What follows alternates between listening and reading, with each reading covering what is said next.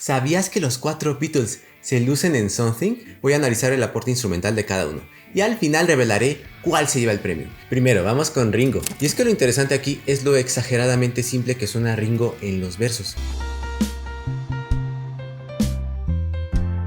Pero es que fíjate, aparte, esa misma simpleza exagerada es lo que hace que su parte en el puente suene poderosa.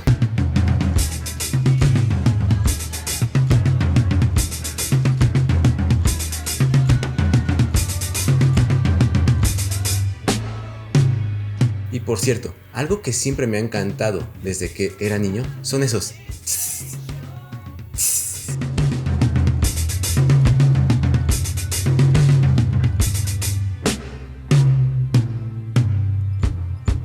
son esos detalles tan pequeños que no tendrían por qué estar ahí. A ver, cualquier otro baterista pues solamente tocaría los toms durante el puente y ya, como lo tendría que hacer.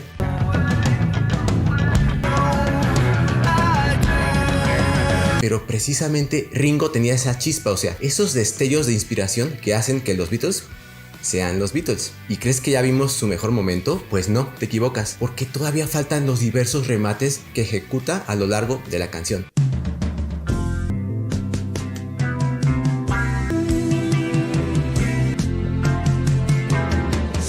De hecho, hay uno en particular que me encanta. Ajá, me refiero a que aparece justo a la mitad del solo de Harrison.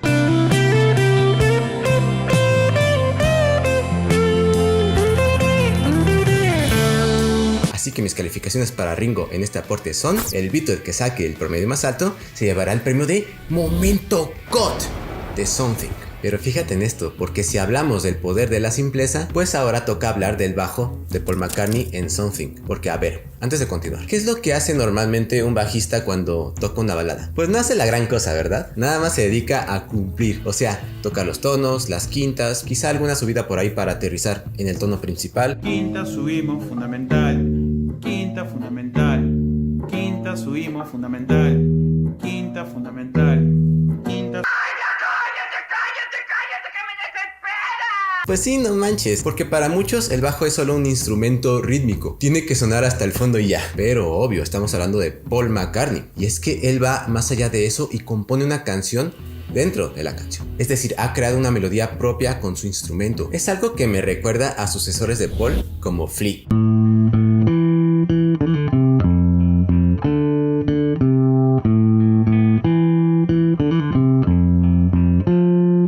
Y sí, o sea, por eso yo no estoy de acuerdo con que el bajo solo sea un instrumento rítmico, aunque se enojen los profesores de música conmigo. Más bien, para mí, el bajo también debería aportar al espectro musical. Y por eso Something es una clase magistral de bajo melódico.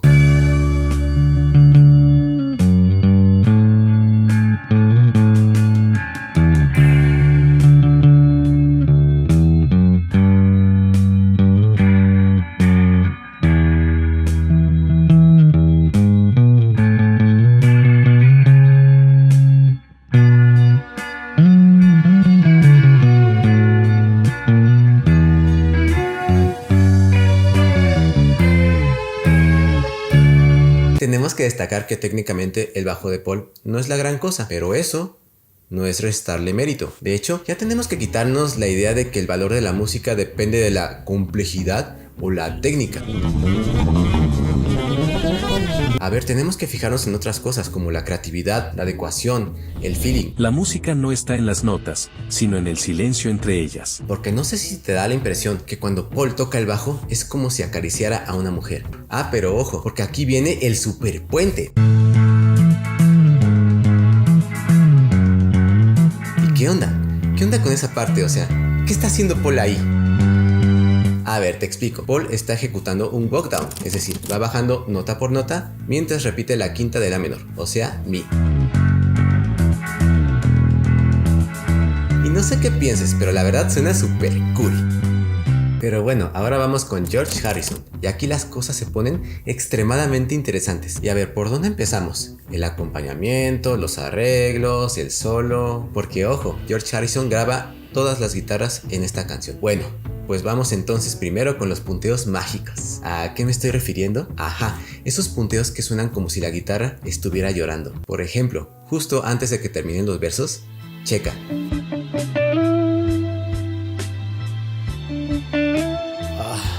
súper cool. ¿Te das cuenta? Solo necesitas 2 notas para crear magia. ¿O qué tal esas frases descendentes? Me encantan. Me encanta esa bajada que va del fa al re con séptima.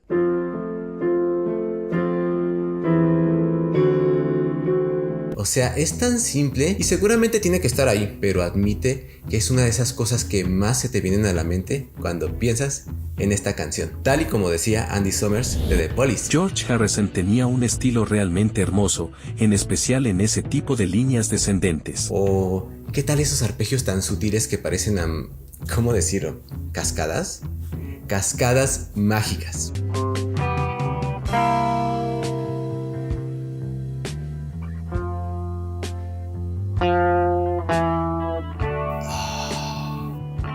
Cascadas mágicas. Y claro, no puede faltar el solo de guitarra God, que la verdad es una obra maestra en sí misma. Y es que, a ver, a diferencia de muchos guitarristas técnicos, George entendía muy bien cuándo tenía que hacer silencio. Y créeme que eso es más difícil que meter 1000 notas por minuto. O sea, su solo apenas dura 8 compases. No hace nada de alarde, pero cada nota suena como si se lo hubiera dictado el corazón. Pero aparte, ¿sabes cuál es el secreto de este solo? Que pues está estructurado como una melodía vocal. Es decir, tiene respiración, frases, cadencia. Y eso no se enseña en ninguna escuela de música. Eso se siente. No digo más. Solo escucha.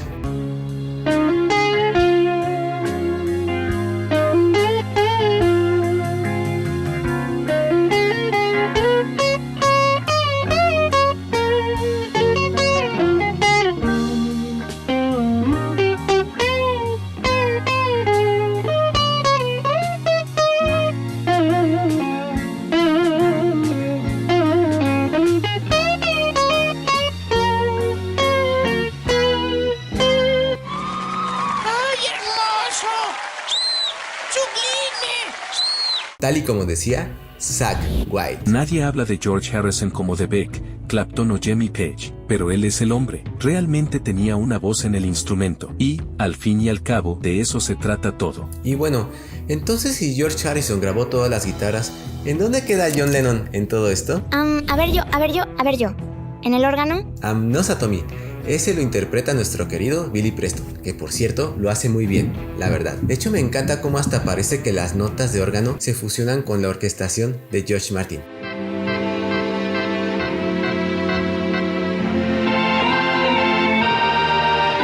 Es más, de una vez, mención honorífica a Billy Preston. Pero bueno, volviendo al tema, ¿sabes en dónde podemos escuchar a John Lennon en Something? Pues lo podemos escuchar tocando el piano. Eso sí, hay que tomar en cuenta que pues gran parte de su interpretación sería eliminada o atenuada en la mezcla final. De hecho, hay que recalcar que el piano de acompañamiento de John serviría muchísimo como guía en las sesiones de sobregrabación. O sea que tendría una gran importancia como base rítmica durante la creación de Something.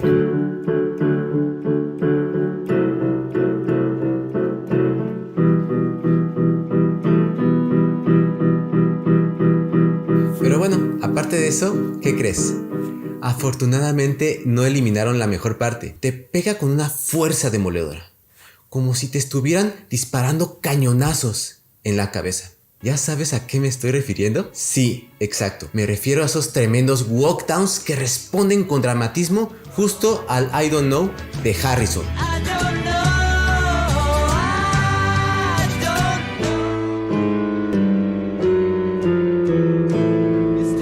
Sí, volvemos a lo mismo, son simples, pero entran en el momento justo y te pegan con una brutalidad.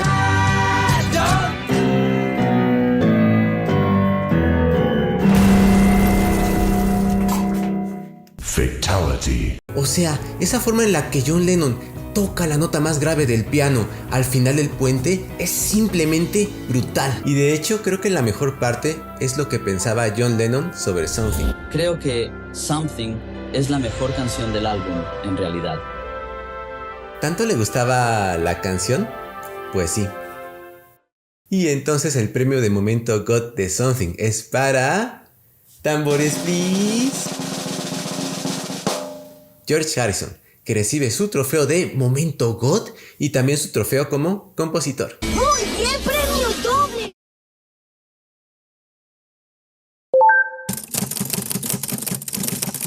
¿Alguna vez te has preguntado cuál es el mejor Beatle en Don't Let Me Down? Voy a analizar el aporte instrumental de cada uno, y también de Billy Preston, y al final revelaré cuál se lleva el premio. Primero vamos con Ringo.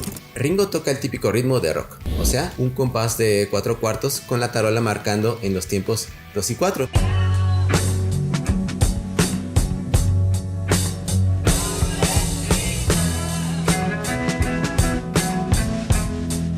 Pero la magia está en cómo hace que un patrón tan básico respire con la canción. ¿Y cómo es eso?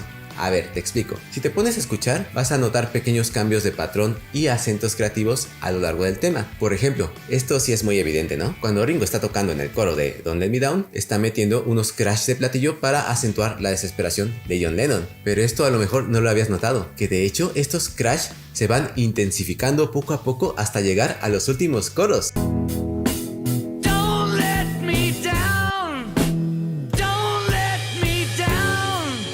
Pero esto apenas es el comienzo, porque otro ejemplo de estos acentos creativos es cómo Ringo a lo largo del tema va abriendo sutilmente el hi-hat para agregar brillo y textura. ¿Pero crees que ese es su mejor momento?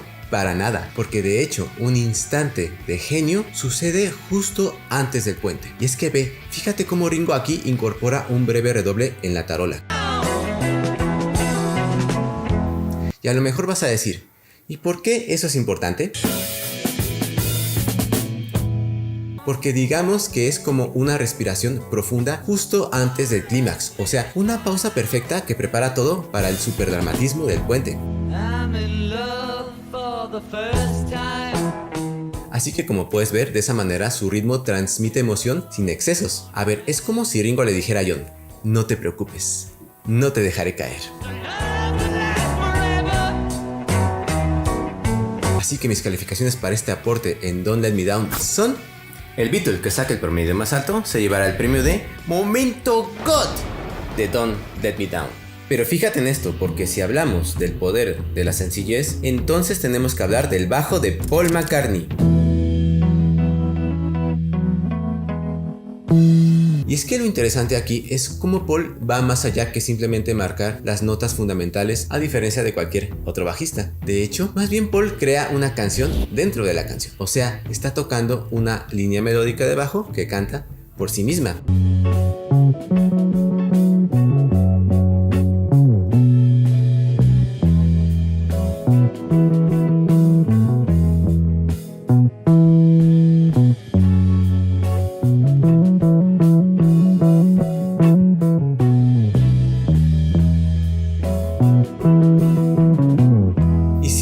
Es cierto que su bajo aquí es tan melódico como en Something, pero la diferencia es que aquí en Don't Let Me Down lo hace sin robar tanto protagonismo. De hecho, más bien está tocando un groove más relajado que recuerda estilos como el rhythm and blues.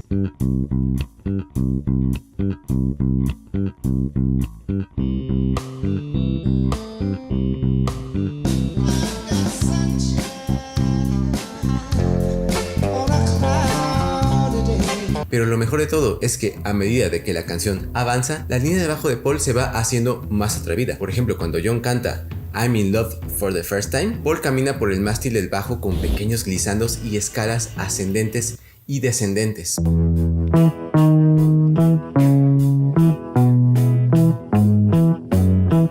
Y esto digamos que le da un poco de emoción a la canción en el momento justo. ¿Por qué? Porque es cuando la letra de la canción está insinuando una pizca de esperanza y Paul entonces lo acentúa de forma perfecta. ¿Te das cuenta?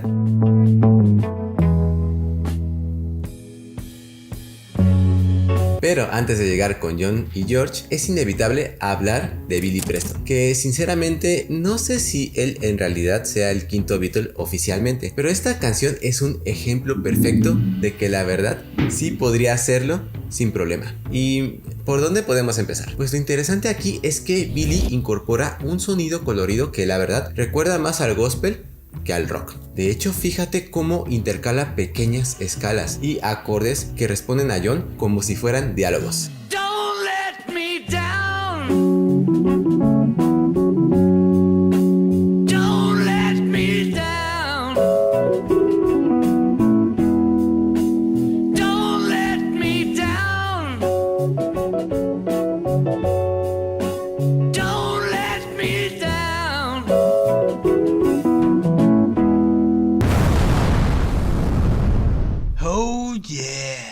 Pero por supuesto, no puede faltar el solo de piano God, en donde Preston se pone a improvisar en el teclado mientras la canción se desvanece. Y es que, a ver, el solo de Billy no es pura exhibición técnica, sino que Billy toca para emocionarlos y para elevar la intensidad de la canción sin robarse el protagonismo.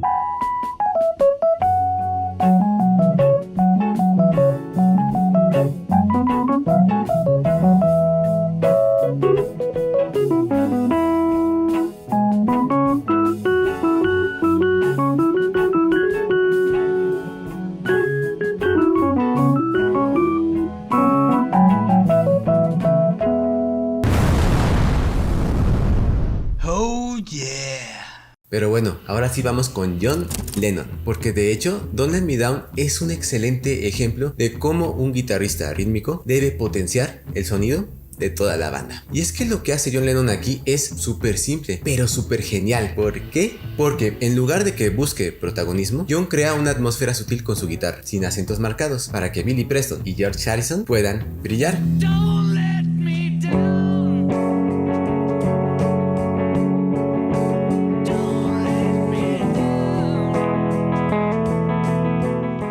¿Cuál es el secreto?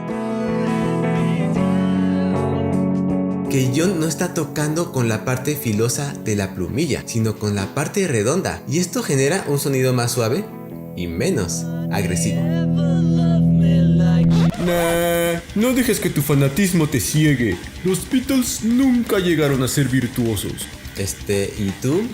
¿Quién eres? Ah, sí, permíteme presentarme. Soy el insigne Prog Lover. Y estaba viendo cómo sobrevaloras a los Beatles. Que la verdad es que eran músicos muy limitados. Eso que hace John Lennon, hasta un niño de 6 años lo puede hacer. Y lo digo yo, que llevo 10 años dando clases de música y haciendo tapping mientras me cepillo los dientes. ¿Y qué importa que lo pueda hacer un niño de 6 años? A ver, Prog Lover, ¿verdad? Bueno, nadie ha dicho que John Lennon sea Steve Vai, pero lo que hace John aquí es fantástico, porque no es invasivo, sostiene el groove y deja brillar a los demás. Y eso es ser un crack, porque un verdadero músico sabe que lo importante no es alimentar el ego, sino entender qué necesita la canción. ¿Y sabes qué? Que John entendía eso mejor que nadie. Pero bueno, ahora vamos con George Harrison. Y aquí las cosas se ponen extremadamente interesantes. Y es que hay que poner mucha atención a su tremendo trabajo con los arreglos de guitarra. Porque si la voz de John Lennon es el corazón roto, la guitarra de George representa las lágrimas que caen suavemente. A ver, para empezar tenemos la introducción, que ya de por sí es un clásico por sí mismo. Y luego, durante el acompañamiento, aparecen esos estacatos ligeros. ¡Pic!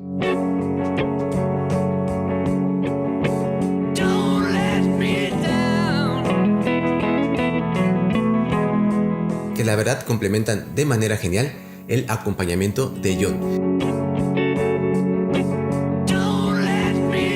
Que la verdad suena super cool, ¿a poco no? Y en particular me encanta ese rasgueo en el mi con séptima mayor. ¿A quién no le gustaría tener a George Harrison en su banda? La neta.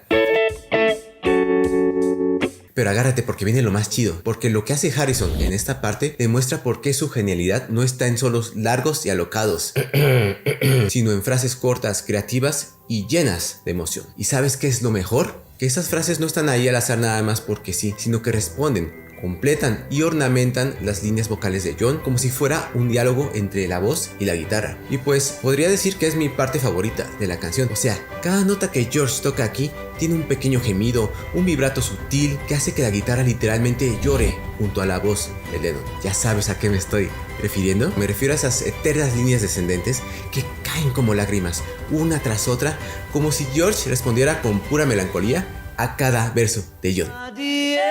Love me like she does. Yes, she does.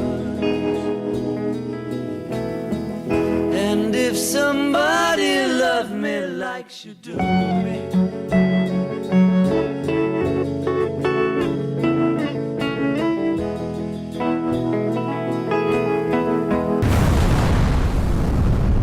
oh yeah.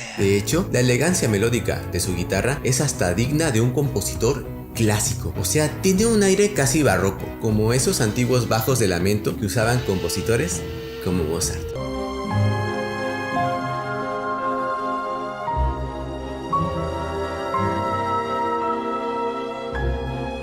¿Como Mozart? ¡Ja, ja, ja! No me hagas reír. No se compara en nada a mi gran John Fettuccini, el dios de las 1000 notas por minuto. Es más, si no hay al menos un solo de 12 minutos en 13 octavos con modulaciones en quintillos, ni me hables. No estás a mi nivel. Qué bonito que tú y tu dios Fettuccini puedan tocar solos en 3 octavos con 7 claves diferentes. Pero ¿sabes qué no pueden hacer? Tocar 2 notas y que la gente llore. Así que George, por favor, enséñale el poder de la simpleza.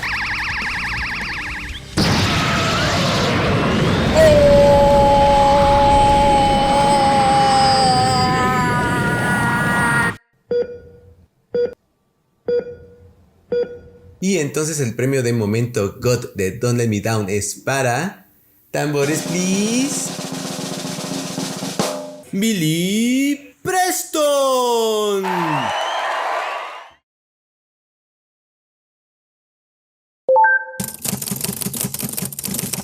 ¿Sabías que algunas de las interpretaciones más brillantes de los Beatles están en A Day in the Life? ¿No me crees?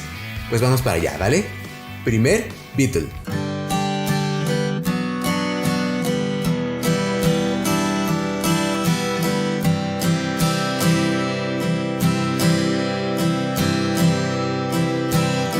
Sí, así es, comenzamos con la guitarra acústica de John Lennon. Pues lo genial es que John toca sin estridencias, es decir, él no busca lucirse con la guitarra o rascarse la cabeza para tocar algo llamativo, sino que crea una cama hipnótica y constante sobre la cual se construye lo demás. O sea, aquí la genialidad está en que John sabe exactamente qué tocar y qué no tocar. Y esa moderación hace que cuando entren otros elementos como los crescendos de la orquesta o la batería de Ringo,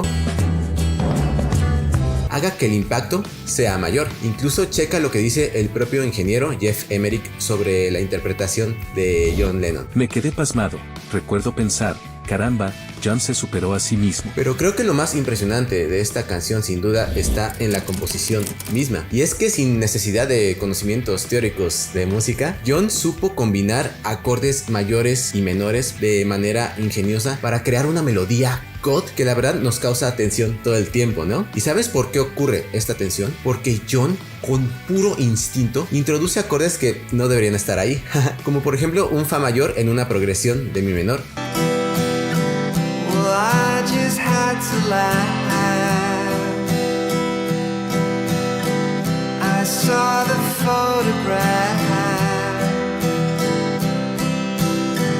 Pero son de esos toques inesperados y originales que John Lennon a cada tanto metía en sus canciones. O sea, el punto es que John no sigue la receta típica de verso con 4 acordes predecible, sino que él confía en su oído y sensibilidad para moverse por armonías poco comunes. Y con ello crearía una de las melodías más fascinantes de todos los tiempos. La verdad. Y entonces ahora vamos con George Harrison. Y sí, sé lo que te estarás preguntando. ¿Cuál es el aporte de George en A Day in the Life? ¿Guitarra eléctrica? ¿Guitarra acústica? Pues ninguna de las dos. El gran y genial aporte de George en esta canción fueron nada más y nada menos que... unas maracas. ¡Wow! ¡Qué cañón!, ¿verdad? Ahora sí que George Harrison se le aplicó a John Lennon. Tú la guitarra y yo maracas.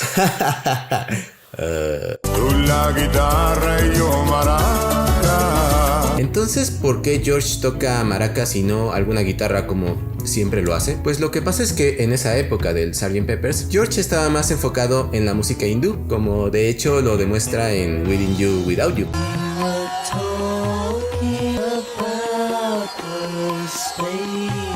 Y en el caso de A Day in the Life, pues la verdad es que esta canción ya estaba prácticamente estructurada cuando George llegó a la sesión. De hecho, Geoff Emerick recuerda que en la sesión inicial, Ringo se puso a tocar bongos, mientras George, a quien no parecían haberle asignado nada en particular, se puso a agitar unas maracas. Ja, ja, ja, lo sabía. Ya vas a empezar a sobrevalorar a los Beatles. ¿Qué tienen de especial las maracas? Esas hasta mi abuelita las puede tocar en una peda. ¿Y qué tiene que las pueda tocar tu abuelita, Proc Lover? A ver, para empezar, date cuenta de que el constante shh, shh, shh de las maracas de George sí añade algo al ambiente. O sea, es un detalle que le quita silencio al fondo y aporta textura rítmica sin invadir.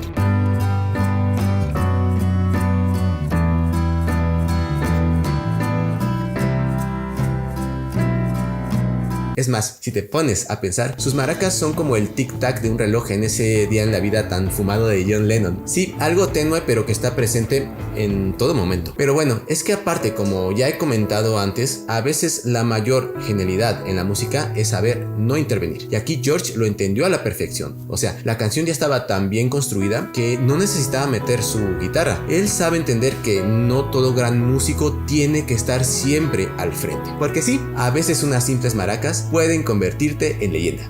Si eres George Harrison, claro. Pero bueno, ahora vamos con Paul McCartney. ¿Y por dónde podemos empezar? Porque pues aquí Paul toca tanto el bajo como el piano. Pues vamos primero con el piano, ¿vale? Que lo notable es que Paul no se limita a duplicar los acordes que toca John en la guitarra acústica, sino que más bien está armando pequeñas frases y acordes que responden y complementan a lo que John canta.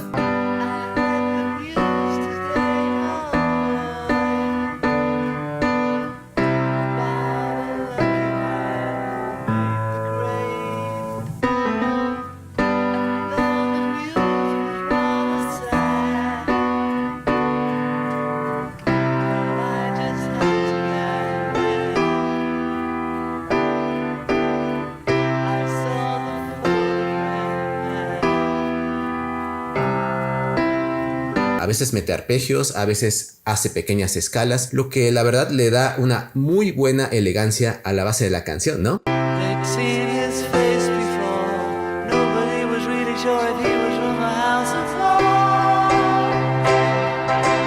Y por cierto, ¿sabías que en las tomas iniciales Paul tocó un órgano para ensayar? Ajá, pero en la grabación final optaría por un piano acústico. Y qué chido que decidió eso, porque la verdad quedó genial.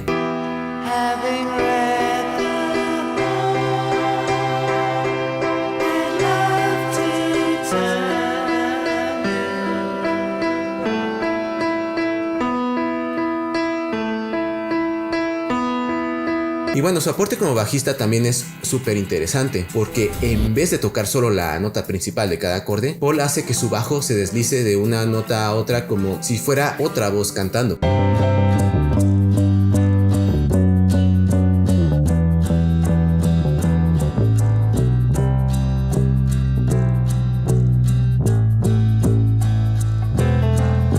De hecho, esto la verdad es tan melódico que hasta podrías tararearlo, algo que en un bajo es difícil de lograr. Por cierto, ahora vamos con Ringo, y es que A Day in the Life es el ejemplo perfecto de cómo sus partes de la batería pueden ser totalmente inesperadas. ¿Y qué es lo interesante aquí? Pues que Ringo no está tocando un patrón estándar de rock, sino más bien va pintando con la batería a lo largo de la canción. De hecho, es un enfoque casi orquestal y melódico, más que meramente rítmico. ¿Te das cuenta?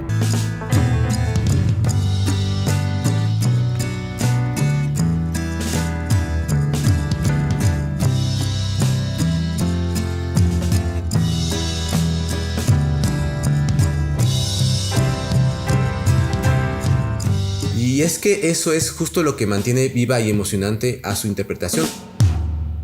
Porque como oyente nunca sabes exactamente qué remate va a ser. O sea, algunos son sencillos técnicamente, otros más inusuales. Pero todos tienen el sello Ringo, ¿no? Ese toque fuera de lo común que hacía sus patrones totalmente inimitables.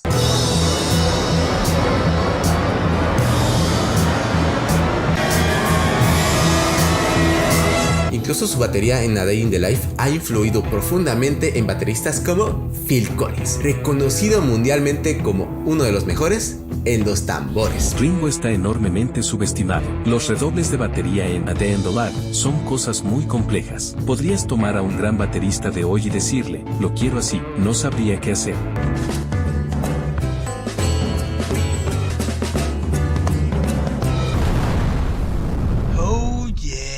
Y entonces el premio de momento GOT de A Day in the Life es para... ¡Tambores, please! ¡Ringo Starr!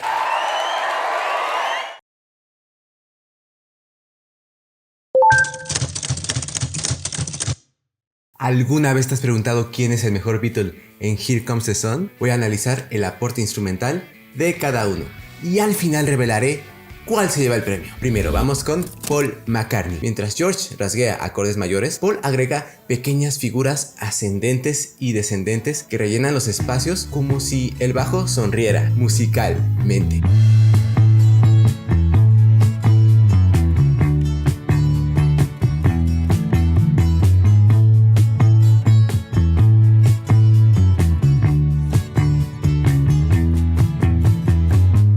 ¿Qué tal ese bajo que sube rápidamente simulando un amanecer? Como puedes ver, es un ejemplo más cómo el bajo debería contribuir al espectro armónico y melódico en la música. Pero, ¿crees que es su mejor momento? Para nada, porque de hecho, durante la sección instrumental del puente, Paul ejecuta un walking bass modulado hasta aterrizar nuevamente en la tonalidad principal. ¡Wow! ¡Súper, hiper, mega genial!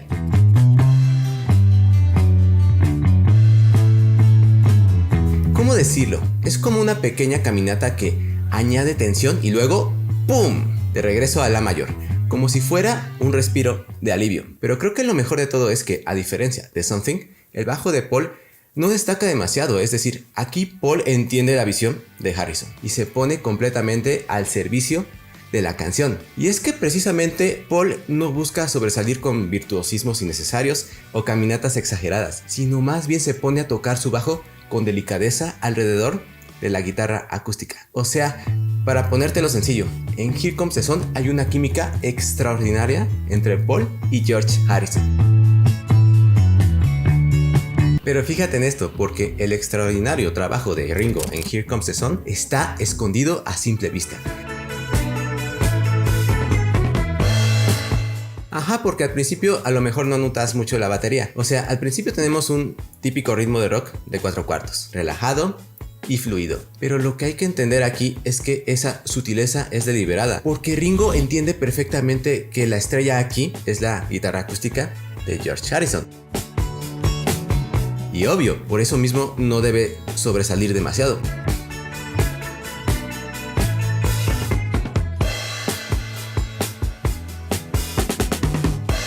Pero esto también permite que, precisamente cuando llega el momento de brillar, Ringo la rompa. Y la rompa en serio. Es más, checa cómo Here Comes the Sun tiene algunos de los remates más GOT que Ringo haya grabado con el cuarteto de Liverpool.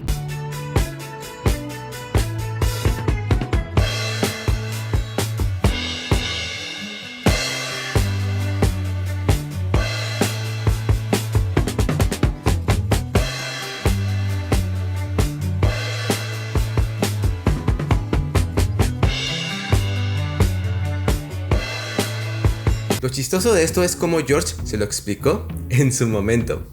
Oye Ringo, tengo esta canción y está en 7/4. Y Ringo respondió: ¿y para qué me lo dices? Sabes que soy de 4/4 o 3/4. Pero bueno, esta plática nos muestra dos cosas. Primero, la humildad de Ringo, porque él mismo admite que no le resulta natural tocar ese compás irregular. Pero también nos habla de su determinación, porque a fin de cuentas lo logró.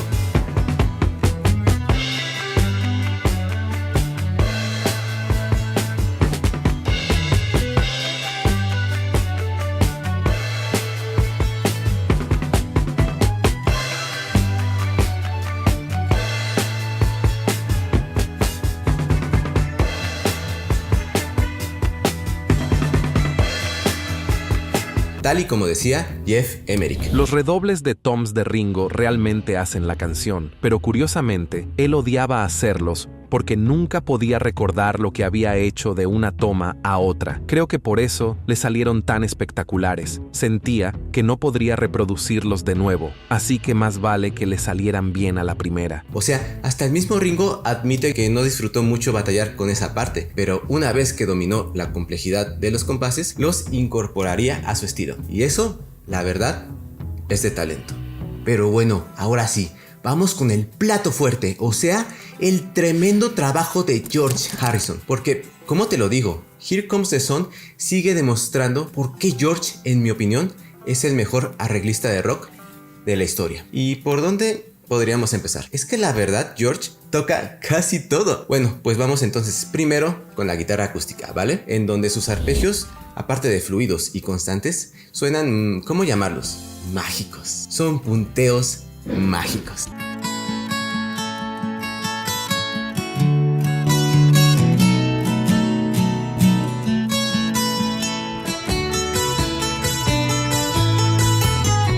Y sí, es cierto que recuerdan un poco a los Byrds, ¿verdad? De hecho, el mismo George lo admite, que el riff básico es un poco como If I Needed Someone.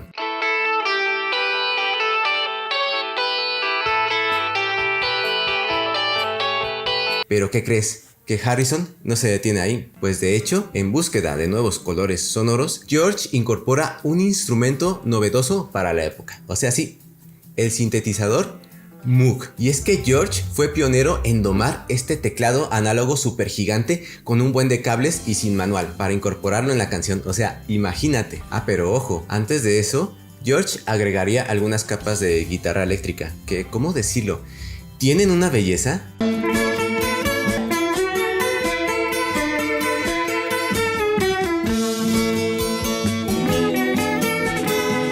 Y a ver, es verdad que básicamente lo único que hace George es repetir las notas de la guitarra acústica, pero la clave está en el efecto del altavoz Leslie, que le da un timbre ondulante. ¿Cómo podríamos describirlo? Como rayos de sol temblando en el aire.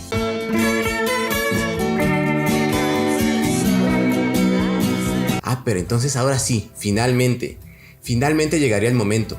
El 19 de agosto del 69, Harrison grabaría la parte del Moog, lo que reemplazaría los arreglos de flauta que George Martin había preparado. Pues vamos para allá, ¿vale? Fíjate, escucha cómo el sintetizador brilla en momentos clave.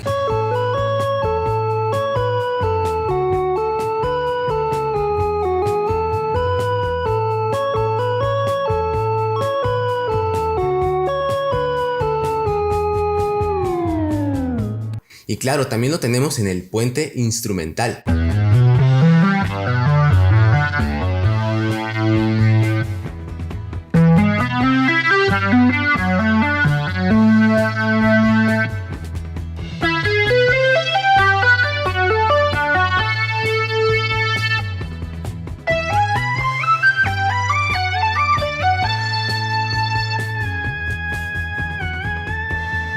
La verdad me encanta cómo el sintetizador va subiendo de octava poco a poco y de esa manera va incrementando la tensión. Se pone la piel chinita, ¿o no? Y bueno, ¿qué más te puedo decir? O sea, ya sabemos que las canciones de los Beatles, por más que fueran de John Lennon o de Paul, no serían lo mismo sin los arreglos de Harrison, obvio. Pero la verdad es que en Here Comes the Sun, George se gradúa con honores. Así de sencillo. George es el alma arquitectónica de Here Comes the Sun. Y entonces llegamos a la parte más misteriosa de esta canción. A ver, ¿qué hizo John Lennon exactamente en Here Comes the Sun? ¿Toca guitarra? ¿Teclado? ¿Estuvo en las palmas? O sea, estamos hablando de Abbey Road, el último álbum que los Beatles grabaron juntos. A ver, es verdad que Lennon y Harrison no siempre tenían la relación más fluida, digamos, pero eso sí, para este punto es cierto que ya había momentos en donde John comenzaba a valorar más lo que Harrison hacía. De hecho, en varias entrevistas, John ya decía que George estaba escribiendo canciones hiper mega geniales y que cuando finalmente se abrió la compuerta, no había quien lo parara. Pero bueno, ya lo dijimos, ¿no? O sea, Here Comes the Sun a nivel instrumental es una pieza bastante cuidada. Entonces, ¿no podría John estar ahí en algún instrumento de fondo? ¿Algún teclado escondido? Lo que sí es cierto es que hay contexto para pensar que John dejaría su huella de alguna forma. A ver, sabemos que George escribiría la canción como una especie de fuga, porque estaba hasta el gorro de las juntas en Apple. De hecho, cuando George Harrison amagaba con que se iba a salir de los Beatles en enero del 69, John fue el primero que lo animaría a que hiciera su propio disco. Así que podemos decir que Harrison no solo se inspiraría en ese escape, sino que tenía el aval mental de John Lennon para hacerlo. Y precisamente esto animaría a que George escribiera y armara Here Comes the Sun prácticamente solo, como lo hemos visto. Pero eso sí, antes hay que mencionar que a John le encantaba esta canción. Hasta John Lennon diría en una entrevista que tiene el espíritu de Buddy Holly. Pero aquí viene lo extremadamente interesante. Mark Lewisohn documenta que John Lennon no tenía ninguna objeción en incluir a Here Comes the Sun en Abbey Road, y que incluso John parecía contento. Interesante. De hecho, John considera a Here Comes the Sun y a Something como los puntos más altos del álbum. Bueno, después de haber recopilado la evidencia, ya podemos pensar en la resolución del caso. La resolución del caso es que el aporte va más allá de lo instrumental. A ver, John ya había respaldado a George, lo había alentado a grabar sus propias canciones, lo había validado como compositor. Y eso, quieras o no, es un aporte emocional, psicológico y creativo. Y no solo eso, Lennon también aprobó la canción sin chistar, lo cual en el universo de Lennon ya es bastante. ¿Le gustaba? Sí. ¿La elogió? También. Dijo que tenía un espíritu a lo Buddy Holly, claro. Y lo más importante de todo, le metió mano cuando regresó al estudio recuperado de su accidente de auto. No. ¿Trató de meter una guitarra rítmica por ahí a fuerzas? Tampoco. ¿Intentó que su voz estuviera, aunque sea de fondo? Negativo. Y esto también dice mucho. O sea, John entendió perfectamente que esta canción no lo necesitaba. Vio que George ya la tenía armada, que la estaba rompiendo, y a veces el mayor aporte creativo es no intervenir. Y es que al escuchar la canción, uno casi puede ver a los 4 Beatles ahí. George concentrado en su guitarra, Paul con los ojos cerrados sintiendo cada nota del bajo, Ringo sonriendo mientras marca el ritmo inusual y John en el control room moviendo la cabeza y aprobando con una sonrisa de orgullo. Pero espera, no te vayas, porque en este video te muestro algunos de los mejores momentos de Billy Preston con los Beatles, así que no te lo pierdas. Pero bueno, ¿te gustaría que analizara alguna otra canción en específico? Déjalo en los comentarios.